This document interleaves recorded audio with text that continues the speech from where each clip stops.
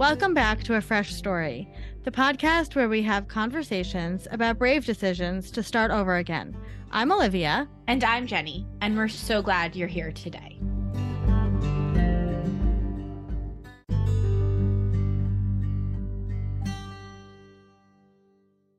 Hello, sister. What's going on with you? That was a bit of a sinister sister. What's going on with me? Oh, so much fun. So the day we recorded this podcast. Let's start with this. This is the PSA announcement. This is my PSA announcement. I thought that I was having an outsized reaction to the COVID bivalent vaccine. And I woke up the other day and my eye was swollen, almost to the point of being swollen shut from like hives on my eyelid. That was kind of, even though I've been having migraines and prickly feelings on my scalp and blistering on my forehead, I thought this was all related to the COVID vaccine, but that was my final straw. And I called the teledoc, my doctor, at the same time. And the teledoc sort of looked at me and immediately said, "You have shingles and it seems to be in your eye and you need to go get that checked out." Yeah. So I did. And you took that really lightly. I'm kidding. What did I do? I ran into Olivia's room and I said, "I just need to say some things." And I'm not sure she understood any of those things because it was mostly hysterical sobbing. Because it's really scary. It was scary. I think the thing about what the teledoc said to me was, you need to have a doctor look at that eye and you need them to I need you to make them take this seriously, which I respected, but I also felt so powerless because so often you go into a doctor and they're like, "Who told you that? Why did they say that? Google's not a doctor, blah, blah, blah." And I looked up the symptoms and I kind of just knew that that's what it was. I also want to add too, I found in dealing with the children even that when you go to the doctor in person, they often put down the teledoc. Right. And I was nervous about that too. Because I've had that experience as well. Luckily we went to, I couldn't get in with my doctor, but I got in with somebody at the practice I called the teledoc at 9. By noon, I was seeing an in-person doctor and she was wonderful and walked into the room. I brought Olivia with me, which I'm not a person that's scared of doctors, but I knew I needed somebody standing behind me going, "No, you need to look at her eye. You need to take it seriously." And the doctor walked into the room. I take off my mask and she goes, "Oh yeah, that's shingles and it's in your eye. And I'm going to go call some ophthalmologists to get you in today." So the deal with shingles is this. Shingles is the chickenpox vaccine that lies dormant in your body. I had shingles the winter of 92. Olivia and our brother had it as well. There was also a snowstorm going on. There was a lot happening. And it's just been hanging out in my body, waiting for a moment to shine. The combination of being really sick for the 2 weeks before Christmas and then leaving Thomas, which remains one very stressful situation because I miss him. And all the other things that go with an international relationship. And then getting my bivalent when I landed because I couldn't get it before because I was away when they approved it, and my flu shot made this sort of perfect little storm of low immunity, high stress. And that's what it's waiting for. The virus will then wake up and attach to a nerve in your body. And this is not scientific, but this is how I understand it. Yeah. It attached to my optic nerve. For many people, 80% of the population, it attaches to usually a torso nerve, something like that, but it only will appear on half of your body. So like either an east or west half. Right. And when it attaches to your eye, it's very dangerous because it could end in vision loss. And you already have vision. You already have. Right. I already wear contacts and or glasses, and I really don't like wearing my glasses. So that's hard for me already because I'm uncomfortable. It's not sort of my comfort zone, but I'm doing whatever the doctors tell me to do. Luckily, I got into the doctor. We caught it pretty early, knock wood, I'm on Valtrex. And I went back in yesterday and they did say they saw slight inflammation, but I'm on steroid eye drops now. So hopefully it keeps going in a good direction. But I just want to encourage you, if you have blistering on your forehead and your eyelid, pain on your scalp, prickly feeling, really bad irritation, stinging, itching in your eye, just to get it checked out earlier rather than later, because I had no idea. I thought I was allergic to the cat. I didn't understand what was going on. I thought I was having like migraines and COVID reactions, COVID vaccine reactions, flu shot reactions, because it was all happening on the same side I got my shot. And I just want to encourage people to go to the doctor if they have those symptoms, because it's the earlier they catch it, the better. And it could be really scary. Yeah, so, it could cause real damage if it's not caught early. I had no idea. I'd never heard of this. Our dad, who's like the chillest guy ever, was really scared. And his dad was a doctor and he had never heard of this, had no idea. And our brother had shingles when he was a kid. Like, we just had no idea. So, and also I feel like the more you're talking to people about this, the more younger people are saying they've gotten shingles. So people are getting shingles for sure.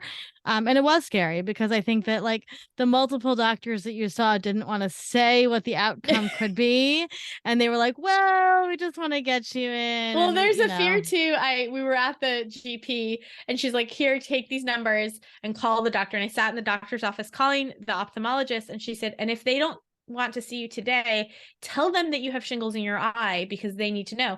So I called the doctor, it's noon, and they go, okay, we'll see you at 4:00. And I said, okay. And then they called me back like half an hour later. They were like, can you come in at 1:00? And I was like, is this because the doctor has like dinner plans, or is this because it's really bad and you need to see me immediately? Because I'm so glad the medical system is working, but I don't want to be an emergency. That's so scary to think that they're like rushing me through. But I was very grateful for my health insurance and for the privilege of health insurance and the privilege of doctors being able to pay copays and just go through it, but also for things working as they should. But this is my new platform, is if you have these symptoms, get to a doctor. Better to be told you're goofy and that it's allergies than lose your vision. So no one here thought that is what it could be at all, and I was sure it wasn't even when the doctor said it was. So so thank you for the PSA. Maybe someday you'll share some photos of that so people can see what it looks like. I've already posted them on like Facebook groups. Okay. She'll share some photos. Have no shame. I'm just hoping that thoughts and prayers for the fact that it keeps getting better. I go back next week, so I'm pretty nervous. I'm pretty nervous about it. I just hope that I'm taking my medication and my eye drops as told. So, and I keep telling her to rest, and she doesn't do that. So, I'm trying. And the thing is, like, you're supposed to be tired when you have shingles, and I'm not tired, and so that's kind of hard. So I'm trying to rest. So the night that she was diagnosed with this and her face was completely swollen and she was a mess, I said, do you want to cancel this recording we have tonight? And she said no. And the reason that she said no is because it was somebody we were so excited to talk to. It's somebody that we independently started following her on TikTok, and we both were sending each other her TikToks. We were both completely inspired by her. Her name is Laurel. She is the middle-aged, mid-sized Midwestern mom, right? I know, I never get it right, but we love her anyway. You can try it. Go, Jenny's going to try it. So you might know her as Laurel or as the middle-aged, Midwestern, mid-sized mom. You know what? We're going to let Laurel do it. She is the cutest. She's Laurel DeVille on TikTok. She is now up to 125,000 followers on TikTok.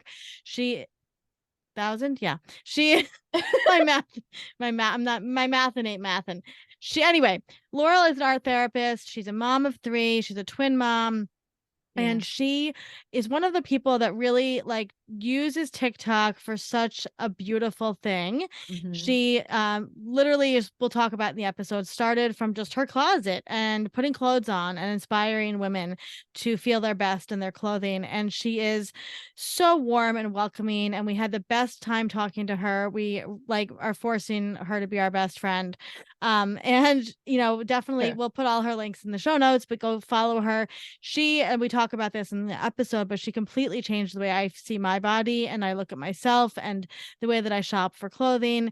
She is a huge proponent of small business, which we talk about and we love. So take a listen. If you're somebody that's interested in influencer culture, TikTok style, body size, also her fresh start was something really interesting, which we'll let her talk about on the show. So please remember to rate, review, and subscribe to A Fresh Story on all platforms because it helps us to reach more people and we can tell more stories. Enjoy Laurel's episode.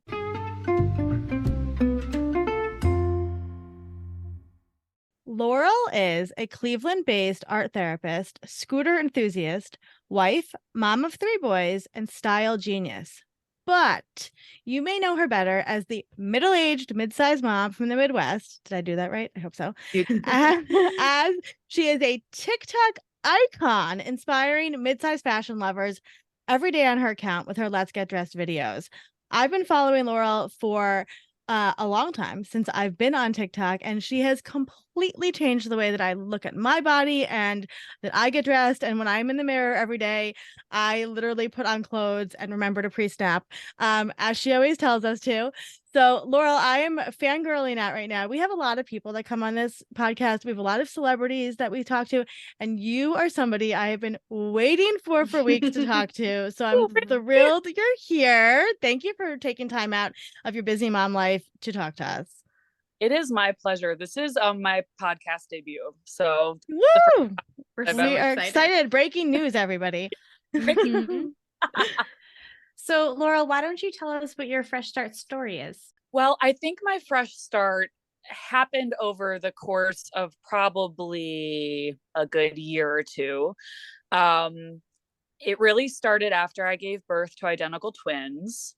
And, long story short, had a postpartum trauma.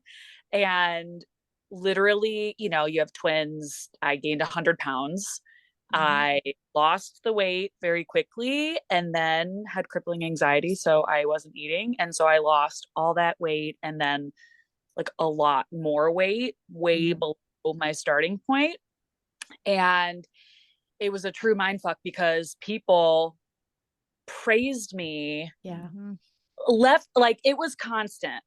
And I felt really strange about it because I knew that my mental health was in the basement. It was in hell. Like it was really bad. I was not well.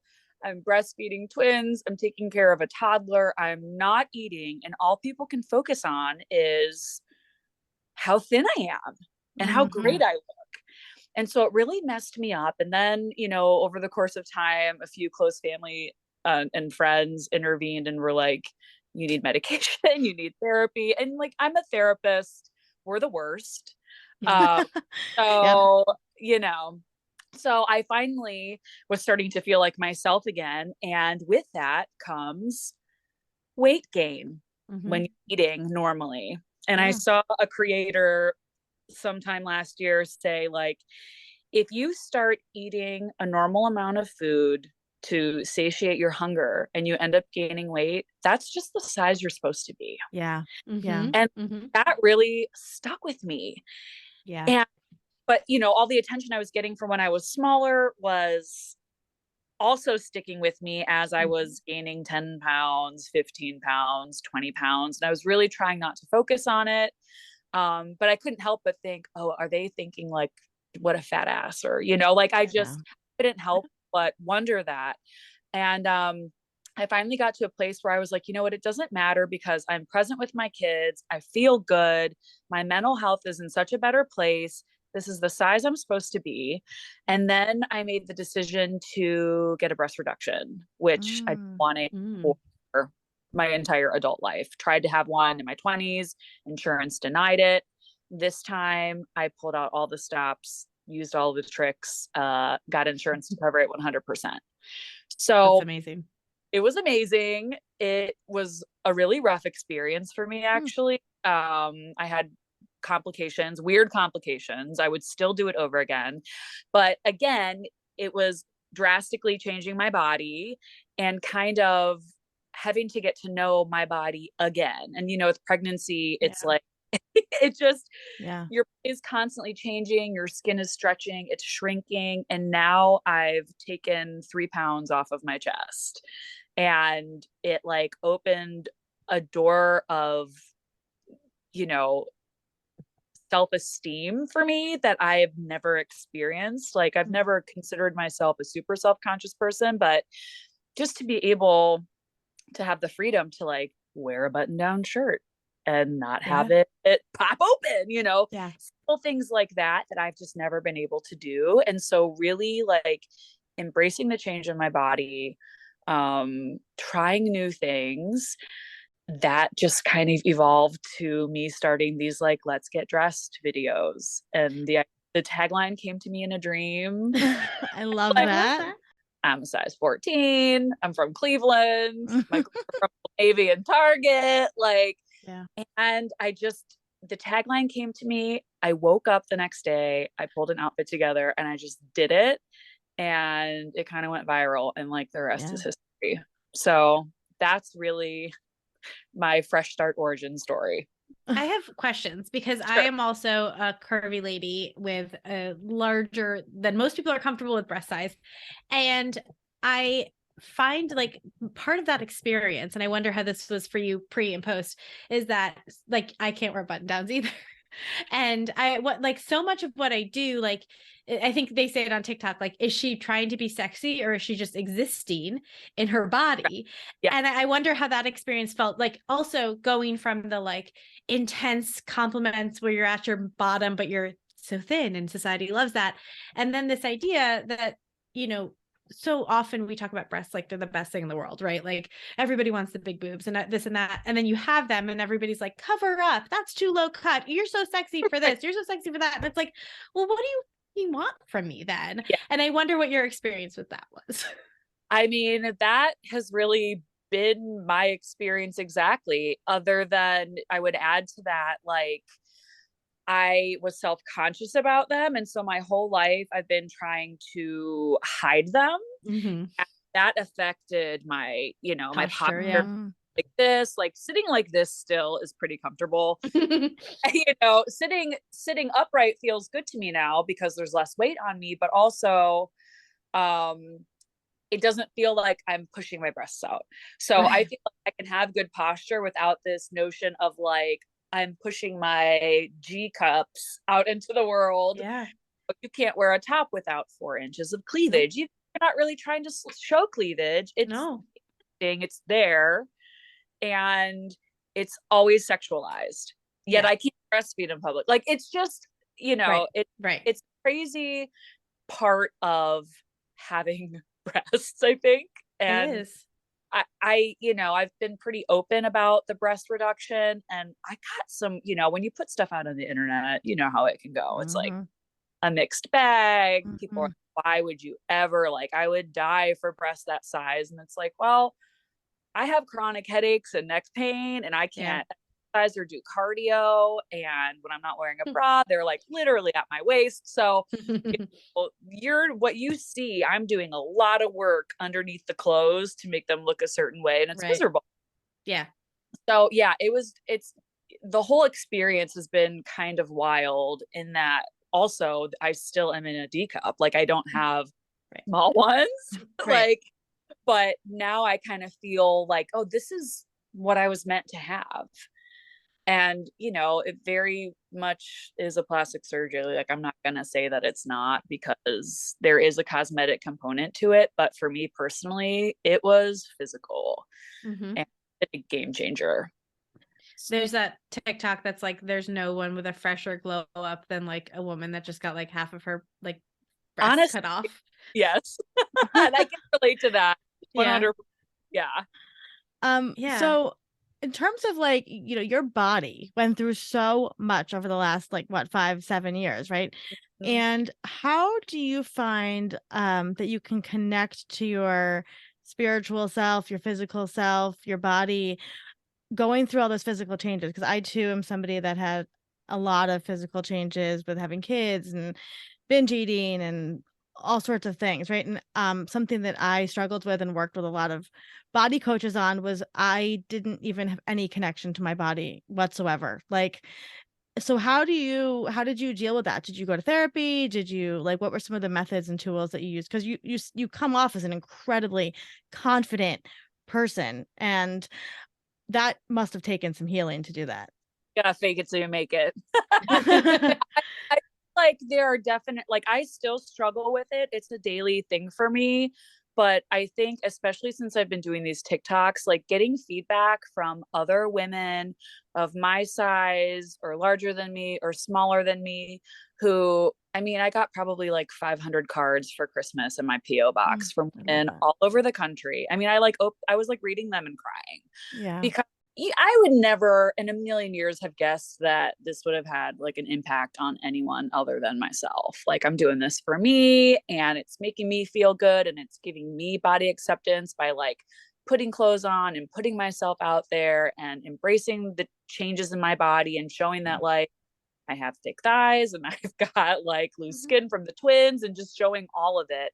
Yeah. Like, I never thought that it was going to impact anybody else. So I think for me, like, that's been a huge part of it, is knowing and hearing that so many of us struggle with that every day and that it's totally normal.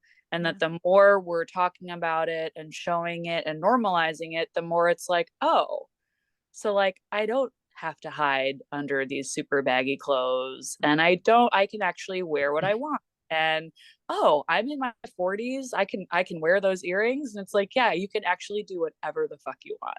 Yeah. Yeah. Yeah. I was definitely in therapy. I'm on a break now. I feel like I'm in a good place.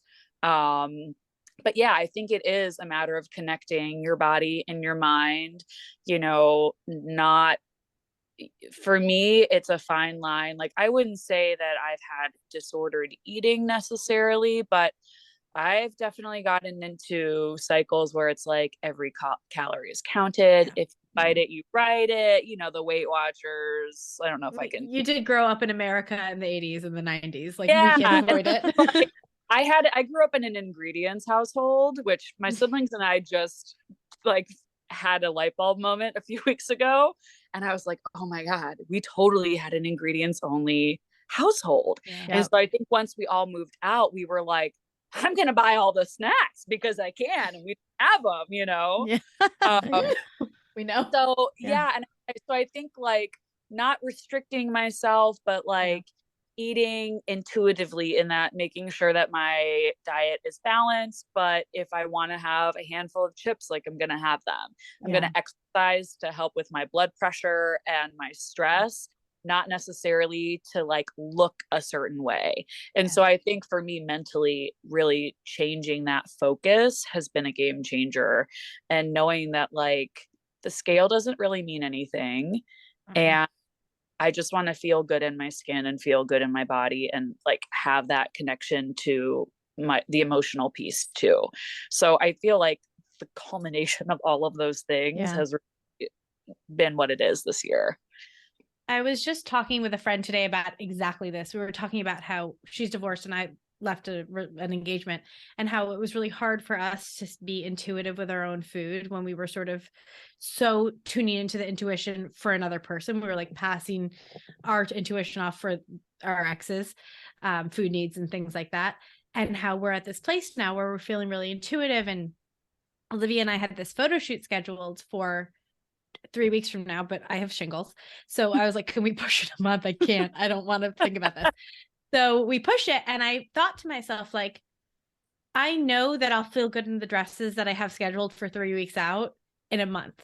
I don't know that I would have always known that, or that I would have been like, well, maybe I'll lose weight before then, and then I'll need new dresses, And it was one of the first times in my life where I was like, I like myself in the dresses now. I'll like myself in the dresses in a month. And my friend said, like, we were talking about food and what society does to girls and to dieting and all that. And she said, yeah, well, here we are figuring it out at the ripe old age of 35. And I said, I don't think anybody younger than this can figure it out. Like, any younger than 35, you're not going to figure that out. It's the kind of thing that like, has to be life lived and maybe babies had, and like all these things you have to go through it to like realize, oh, it's just about me, and it's about taking care of my health, and it's about my mindset and how the food makes me feel, the vitamins in and vitamins out. And it's like, it takes you a while to get to that point. It does. And I can only hope that like the body positivity movement that's happening now is paving the way for exactly these young people that are in, high school, college, even younger, to not feel like I think about the late 90s, early 2000s of like the Ally McBeal and Paris Hilton, and like I was reading an article. There was like a picture of God, my dog's hot breath is just like just came over. Sorry. there's like a picture of Jessica Simpson in like high-waisted mom jeans. I know you know the picture. Yeah, know the picture. Everyone's like, she got so fat. And I even remember at the time being like, that's not fat, but I guess it's fat for her. You know, I remember being confused by it. And I think a lot of it is what's being presented in the media, fortunately. But I think that now, you know, I think lots of different size bodies are being normalized more. And, you know, I mean, when I was growing up, or even 5 or 10 years ago, you couldn't go to the gap.com and see somebody in a size 8, a size 12, a size 16, a size 20 to see what that body type, what those clothes look like on that body type. And you can do that now, which you can be like a revolutionary thing. It's not, you know, it's like the majority of the population that are size 0 is very small. Why is that what we're seeing? 100%. Exactly. I mean, let's talk about bodysuits for a second, because I grew up kind of curvy as well, going up and down my weight my whole life. I never in my life thought that I would be a bodysuit girl. Why? I mean, I have a belly and a butt and whatever. And honestly, watching, and I'm gonna get teary-eyed because watching you do your videos, and you look so freaking adorable in your bodysuits, and you're stretching out your jeans with your hands, and you're having so much fun doing it, right? Like, you're silly. But we thought we were the only ones that did that growing up. No, but does that? we thought we were the only ones, like, you know, doing that to be comfortable. But like I've been watching your videos since you launched, so you know, a year or whatever. And I have had a long journey with my own body stuff, and definitely was the person that covered my body up in the big clothes. Big time. She's I'm 5 foot tall, and I wear like extra large because I'm probably 14, 16, and I'm afraid, right? So I'm watching your videos and I'm like, well, she looks adorable in this bodysuit with these high-waisted pants. I'm going to try that. And I went on Target and I bought a bunch of bodysuits, and I bought high-waisted pants, and I invested in them being hemmed, and it changed my life. It changed my life. And I don't mean that as an exaggeration. It completely made me feel like the founder of a company. It made me feel like I could get investors. Like, it was life changing. So I would love to hear a little bit about the feedback you get from being this TikTok, you know, influencer, from women, you know, daily. I'm sure you get messages. First of all, how do you keep up with all of that? Because you have a full-time job, you have 3 kids, a husband, a dog. A full-time job. I'm part-time. Okay. So that's one. Okay. I mean, it is a lot to keep up with. And I would say I spend a lot of time replying to people in the evening hours, like once the kids are in bed. And it's really important to me to do that, because it's funny when I reply and people are like, oh my God, you replied. Like, yeah, it's me. Like, I feel, you know, it's been a very surreal experience that people even give a shit about and what I wear, honestly, because I am, just this person. And I guess everybody says, but you know, and I think getting the feedback like fuels my fire to keep doing it. Sometimes I'm just like, I want to make sure that this is authentic. And if I don't feel like wearing something cute today, like, I'm not going to do it. And then I was like, no, I should show that too. Yeah. And those are some of the videos that have the most views, where they're like, oh, so you could wear like leggings and sneaks and a flannel over it and like still be somewhat put together, but you're still also kind of in jammies. So, you know, I think that like the feedback that I get mostly is seeing you do it gives me permission to also do it. So we're all like being brave together. Yeah, I love that. I mean, I would like to give you a little more feedback, which is that for me, as somebody that's always been curvy and big breasted, I've never, like, on Instagram really connected with any Instagram like plus size, mid size, like you know, influencers, because there was often a way that like many of those women presented themselves. It was very feminine. And I do dress pretty feminine, but I dress like the girls that I thought were cool in the 90s dress most of the time. Like what you're wearing right now, like a lot of like mesh kind of mini dresses and with boots and things like that. Like I saw Clueless and I was like, that I want to be that for the rest of my life. And, you know, I think the amazing thing about being in your 30s is you get to do whatever you want, dress however you want. And so finding you on TikTok, which Olivia and I found you completely on our own, was like, you dress like I dress, you dress like I want to dress, you dress like you inspire me. And it's just like, so I think a lot of people have a lot of negative things to say about TikTok. I wholly believe that social media is what you make of it. It's if you curate a feed for yourself, and it will respond to you. My TikTok feed, my Instagram feed, they're wonderful places. And but the algorithm on TikTok brought me to you. And I was so excited just to be like, it's like I'm either in leggings and like a cozy top, or I'm in a dress. Like those are my two modes.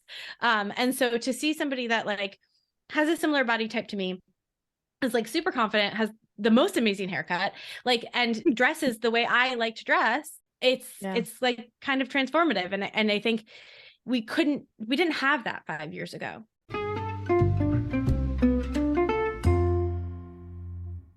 I used to feel very alone in the world for a lot of reasons.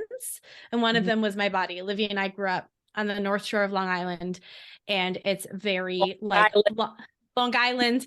But it was like very like blonde, straight body, like it's WASP culture. It's waspy, yeah. So it's like we were Ashkenazi Jewish girls. We were the only Jewish kids in school. I was the first one with breasts. I mean, I could not have been more of an outlier if I tried. And so to even see other people that look like me, like, you know, it was amazing. Sorry, what were you going to say? No, I was just going to say that, like, I feel you on that. You know, I grew up in a very, I don't want to say where it is because it's just, you know, and it was in a very upper, not middle class, upper class, white Catholic community, people with a lot of money. Yeah. My parents were like middle of the road. They were well off, but also they were like, we're not buying you that. Yep. You want to buy that? Right. And, you know, it was the culture of like very thin girls that looked a certain way. I'm over here listening to No Doubt, playing the phone, going thrifting with my girlfriends, who everyone called us lesbians. 75% of us were, but we didn't know that at the time, you know, but it's like, I was on the fringe. I never felt like I fit in. And so, you know, going to college and finding a group of women, we were all just so incredibly different and different looking and different shapes and sizes, but besties, and still are.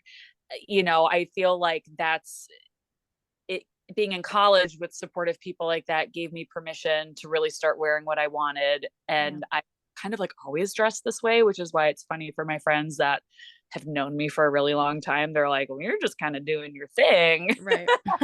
And that's cool too. And it's evolving, you know, like I wasn't able to wear bodysuits and, you know, super cool high-waisted jeans before. Maybe they didn't exist before. I don't know. Or I didn't feel like I had permission to try it. I think people have a lot of shit to say about social media, but in my little corner of TikTok, which is, I guess it's not that little anymore. No, 125,000 people, Laurel. 25,000 people since yesterday, which is banana. Like I hardly ever get any rude comments. And normally if I do, you know, it's from a user with no picture and no screen name and videos and no followers. And I'm like, oh, you're a troll. And so if you're make somebody else feel bad, then that says a lot more about you than it does about me. But like, and follow me, and it's all women. I mean, there's my I just looked at it recently. It was like 0.5% men. That's so funny. So that's been really cool too. So it's just like a very supportive, not mean girl in the slightest, which I think we all experienced at some point. Growing up, or feeling like an outlier, or feeling like you didn't have the right body. And now it's kind of like, no, we're all in this together, regardless of what your body is. Yeah. I love that. You know, I think so much of female culture is surrounding yourself with the people that will encourage you, right? And you've cultivated this beautiful community on your TikTok page. I always leave comments because you are always layering your bodysuits. And I'm like, how do you pee? You're probably like, why does Olivia keep leaving comments about how I'm peeing? I'm like, because I'm always so worried about how I'm going to pee places. So I get like very concerned because you're layering the bodysuit with the overalls, with the fleece. And I'm like, Laurel, how do you do this? And it's risky business. I like to live on the, some people told me to put my tights on under my bodysuit, and I'm like, listen, even I'm not going to do that. I have my limit. That feels extreme. Very carefully. So have you had any moments doing your TikTok page that have really blown you away, you know, that you were like, whoa, this like a celebrity commented, or like I hit a milestone that was like, I never 20,000 followers. I mean, in one day. Yes. Yeah. Yeah, I mean, yesterday was huge. Mama Tot commented on my video yesterday. Oh, I love her. Yeah, I'm trying to get her on the show. Oh, I love her. You know, I think that like when you have somebody that you look up to on social media and that they've built their page from being themselves, that is always kind of like a wow moment. Elise Myers commented on my first like viral post, which had nothing to do with fashion. It had to do with like COVID awareness, which I keep at the top of my page just in case anyone needs to know a little something about reminder. I was gonna ask about that. So, you know, we have followed you through some monumental times in history as well. And you are an activist as well as a fashion guru. So, how did you balance, were you ever like, should I not talk about this, or were you like, I don't care, I'm just talking about everything I'm talking about? I definitely thought about it, and I think it's probably affected some of the brands I've worked with. So like there's that, but I'm also to the point in my life where like it's so far beyond politics for me, and I don't like it's not even a conversation. Why can't, why is everything political? Well, it's not political when it's life or death. Right. And it's not political when it comes to human rights. So I feel like I have to be myself and speak out about it when I feel called to do that. And if people aren't here for that and that's surprising to them, then they don't have to follow me. But I feel like with a platform like that and how many people might see it, you never know. I mean, I work in mental health. You just never know what the message could give the strength, like what kind of strength it could give to someone that really needed it in that moment.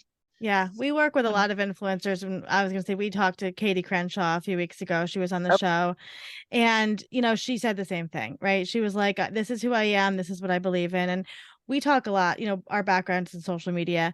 And so we talk a lot about when you get a platform, what does that mean, right? Like like you said, you're just a regular person who got this platform. And we believe when you get a platform, you do have a responsibility, right? Yeah. And you have to uphold a level of kindness and respect for people, but also your values, which are human rights, and that everybody deserves to love whoever they want to love. And we've lost clients from social media because we've said certain things, and so we very much understand what you're saying. I have another question. So you are a huge proponent, like we are, of small businesses. Talk to us a little bit about the small businesses that you work with. Feel free to call some of them out, because I'm huge fans of everything that you show, the small businesses that you talk about. I have so many things saved to ask for my birthday. So how do you find the small businesses that you work with? Do people reach out to you, and how does that work? And have you always been like a small business, lover? Yeah, I've definitely always been a small business lover. I live in Lakewood, which is full of like cute little shops and boutiques and independent bars and restaurants. And I would so much, I shop at chain stores. You'll see me, like, a lot of stuff is Old Navy, Gap, whatever, but I like to balance that out with supporting small businesses. And so that's something I've always loved. I love like a one-of-a-kind piece of jewelry where people are like, where'd you get that? And you're like, I got it at a little shop in Cape Town, South Africa. Best of luck. Yeah. And so I love that. I love when a piece of jewelry or a pair of shoes or like a shirt tells a story about a time or a place or a concert or whatever. So I knew that once I started having a platform, well, Mishmade is like the first small business where I like shared her stuff on a video that happened to go viral. And she messaged me like, Laurel, I'm sold out.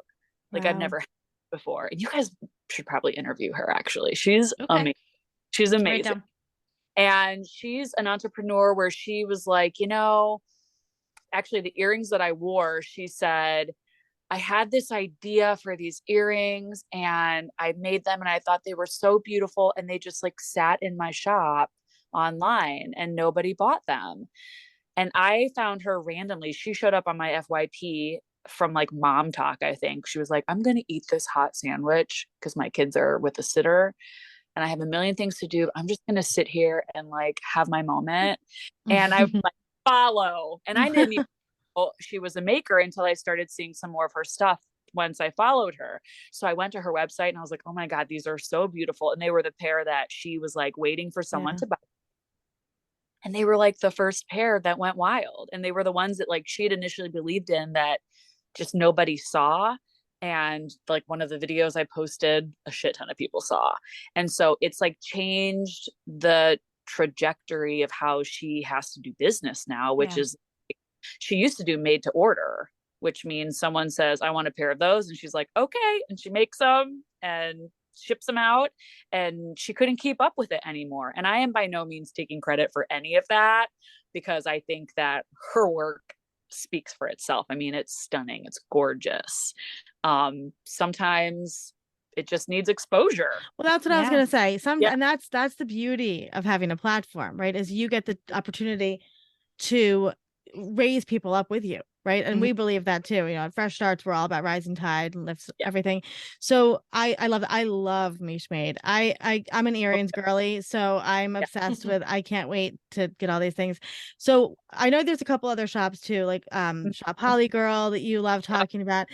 So I like definitely feel free to like shout out some of your faves and we'll tag them in the show notes and everything. Hannah Wingate is another one. She makes the bags. She's a one-woman show and I love sharing her bags. And so like she reached out, well, she followed me and commented on something and I was like, Hannah, I love your bags. I'm saving up for one. And she was like, oh my God, I'm just gonna send you one.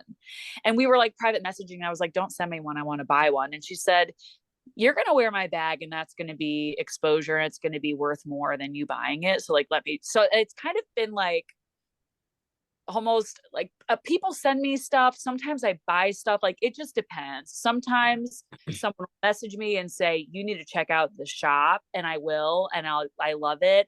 And I'll buy something. And then I'll message them like, is it cool if I feature you this Sunday? But yeah, working with these small businesses has been magical. And some of them like Holly Girl, she sends me stuff and I make a commission if, people buy stuff. Same with 1110 Leather. So like usually with the shop where I have a good discount code, I'm working with them. I'm pretty transparent about that. But I try not to, like when I put outfits together, I'm trying not to think about commission and the money. Able is another one that oh my God, obsessed with Able. I'm obsessed with Able too, and I feel like we're really going to grow this year. I'm excited. It feels weird to even be talking about it, but they are just like such a beautiful company to support.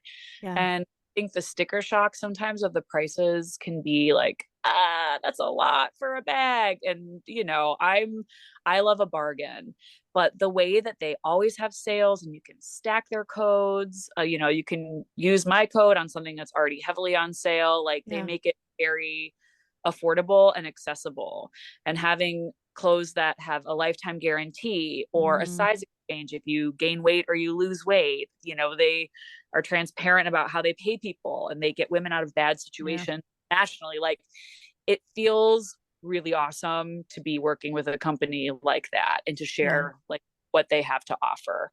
Tiny Baker Creations is a really great little company. Erica, she makes earrings and bags and stickers. Lace and Pine, who I love. I actually am really excited. She's starting to do hats that are like branded. I think she like burns her designs into the hat. Some of them are on. And I was like, she sends me earrings all the times. Like, I'm buying a hat. And so I was like, my 100K gift to myself was buying a hat from her. Yeah. So there were like so many beautiful small businesses, tiny galaxies. Like, I have a lot of earrings right now. Let's put it that way. I love that. We'll tag them all so people can go shop from them.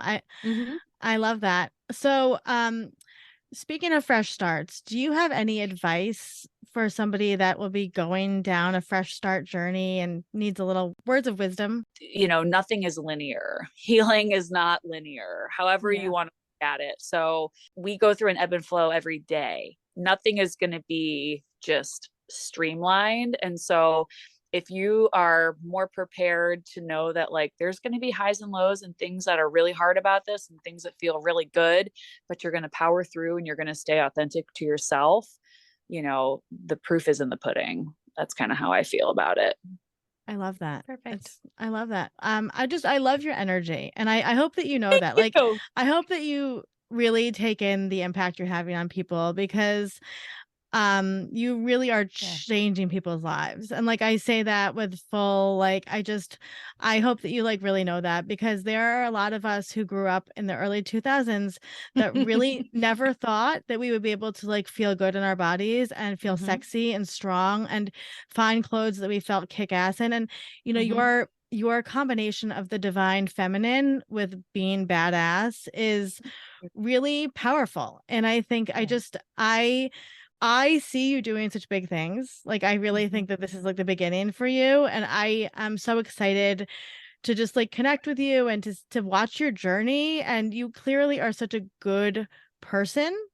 And that comes through. It comes through, you know, and like, I think like, you know, we talk to a lot of people and, you know, your energy is so positive. And I think that that's why I never feel when I watch you like, oh, I should be doing this, or I should be doing that, or I should feel this way, or I should feel that way.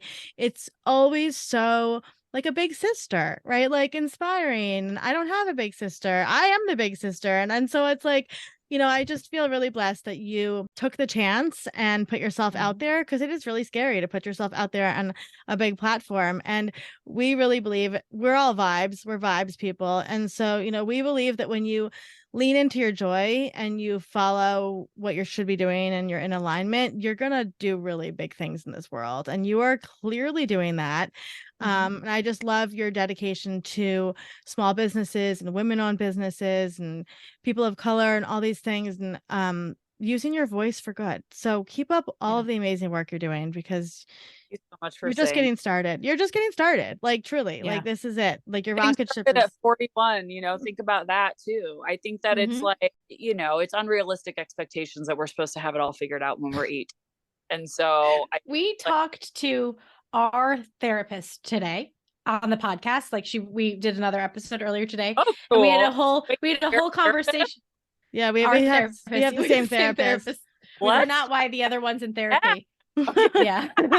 We talked about all of that, like how it's like the idea that kids go to college and we're like, what's your major going to be? They're 18-year-old children, you know, then they come out and it's like, okay, you're an adult. And it's like, that's still a child. They're a slightly older child. Yes.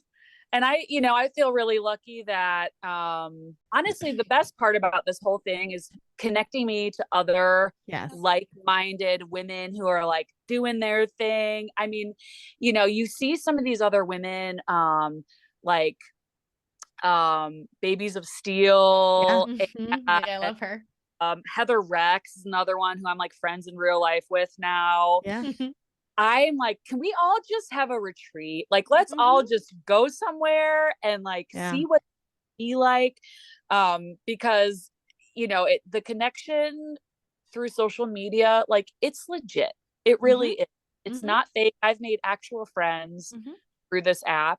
I always knew I wanted to be an art therapist from like a young age, and I stuck with it because they ended up really liking it. And that was just coincidental. But I'm one of those people where I always thought there's nothing else that I could really be doing. Like, I'm not really good at anything else. And like this year has shown me that is not true. So, you know, I'm in a helping profession. I'm an empath. And so I think that like, drawing on that, tapping into that while also doing something completely different and like really keeping that part of my life separate for the most part, is like, it's been creative for me in a different way. And so it's doing this, definitely feeding my soul as much as it seems like it's feeding other people. So it's been so wild. Like, I can't believe I'm on a podcast right now. It's so great. The first of many podcasts. And we're going to say, no, we had Laurel first. What is next for you? Like, what can we see? What's happening in 2023 for the Midwest mom? Oh my gosh. I don't know, like nothing specific. I don't think. I am like venturing into the land of UGCs to see what that and to see if I like that. And I don't have to use my platform. I just kind of have to use my creativity. So I'm really excited. You know, one thing about being an art therapist that I've been really bad at since having the kids is making my own art. And I was going to ask about that. Yeah, like carving out time for that. You know, I do pet portraits sometimes, like if a friend's dog dies.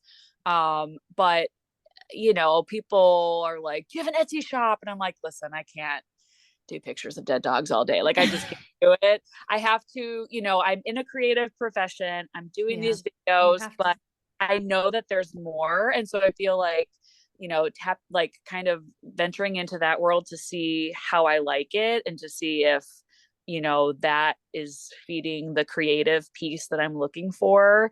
So that's like definitely one thing. So if you hear my voice, because I don't know that I'm even going to be in them, I think it's going to be like my hands, my voice. And like getting paid for that is totally different. So, you know, finding different hustles, like income, We'll talk about it. I have ideas, Laurel. I'm percolating. Please tell me. We're gonna do some business coaching after this. No, we'll let you go, but it's been such a joy to talk to you, and you're just so positive and enthusiastic, and we're so excited to watch you on your journey. So thank you for being here, and we will share all of your links and all of everything we talked about in the show notes. So if anybody has any questions, please go follow Laurel. She is such a comforting place to be on this big wild west of the internet. So thank you for being here today, Laurel. Thank you so much for having me, Jenny. I hope your shingles feel better.